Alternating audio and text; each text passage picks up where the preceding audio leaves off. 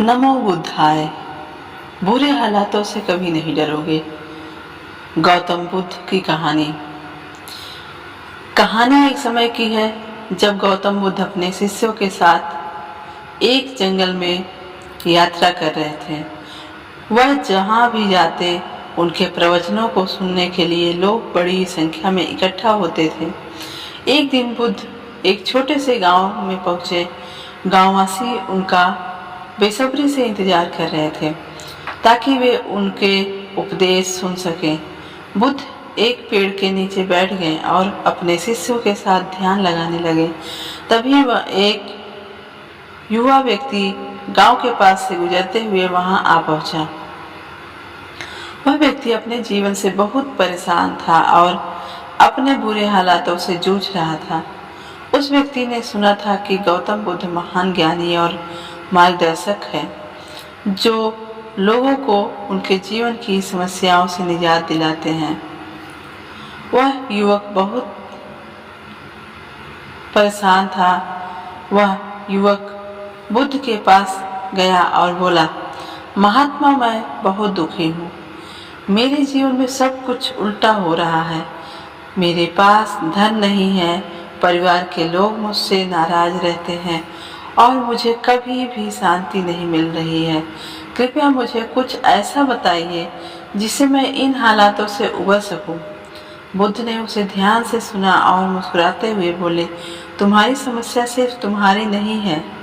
हर व्यक्ति जीवन में किसी न किसी समय बुरे हालातों से गुजरता है, लेकिन इसका मतलब यह नहीं कि तुम उनसे डर जाओ। युवक ने कहा, तो फिर मुझे क्या करना चाहिए? मैं कैसे इन हालातों से लड़ूं? बुद्ध ने एक छोटे से पौधे की ओर इशारा किया जो पास ही जमीन पर उग रहा था। उन्होंने कहा, देखो, यह छोटा सा पौधा देखो। जब यह छोटा सा था तो इसकी जड़ें कमजोर थी और कोई भी जानवर इसे आसानी से कुचल सकता था। लेकिन जैसे जैसे यह बढ़ता गया, इसकी जड़ें मजबूत होती गईं। अब इसे आसानी से नहीं उखाड़ा जा सकता। इसी तरह तुम्हारे जीवन में कठिनाइयाँ तुम्हें मजबूत बना सकती हैं यदि तुम उनसे सीखो और उनसे डरने के बजाय उनका सामना करो। बुद्ध ने आगे कहा, बुरे हालात जीवन का एक हिस्सा है। जीवन में बदलाव निरंतर होते रहते हैं। तुम्हारे पास बुरे हालातों से लड़ने की शक्ति पहले से ही मौजूद है, लेकिन तुम्हें उसे पहचानने की जरूरत है। जैसे यह पौधा अपनी जड़ों को मजबूत कर रहा है, वैसे ही तुम्हें भी अपने मन और आत्मा को मजबूत करना होगा। युवक ने बुद्ध की बातों को ध्यान से सुना, लेकिन फिर भी उसे कुछ समझ नहीं आया। उसने पूछा, लेकिन महात्मा, जब मुश्किलें आती हैं तो मुझे डर लगता है। मैं कैसे बिना डरे उनका सामना कर सकता हूँ? बुद्ध मुस्कुराए और बोले, डर तुम्हारे मन की उपज है।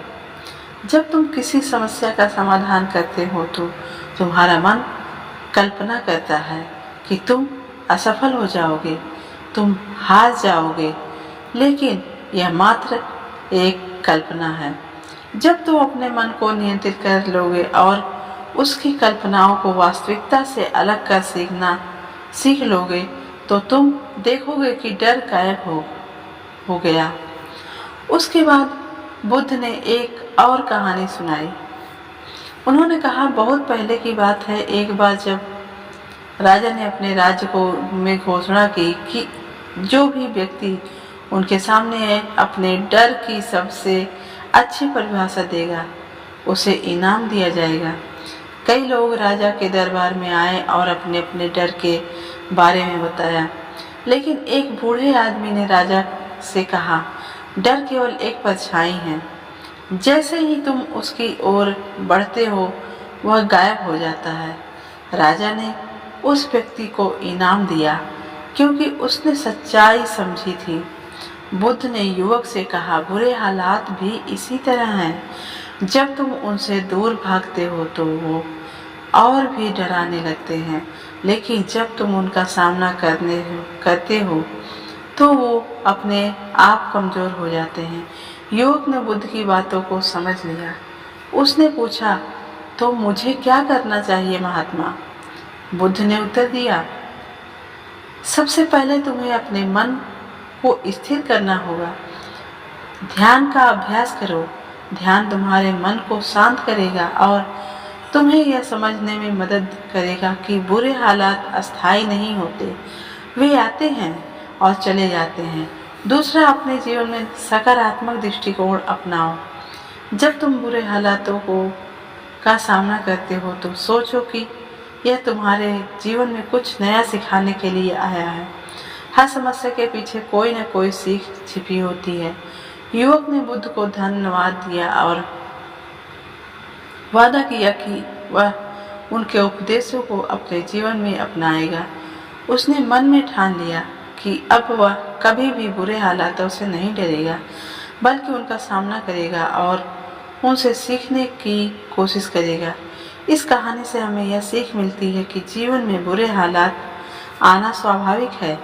कोई भी इंसान इससे अछूता नहीं है, लेकिन असली बहादुरी यह है कि हम इन हालातों से कैसे निपटें। बुद्ध ने हमें यह सिखाया कि डर को पहचानना और उससे पार पाना ही हमें सच्ची शांति और समझदारी की ओर ले जाता है।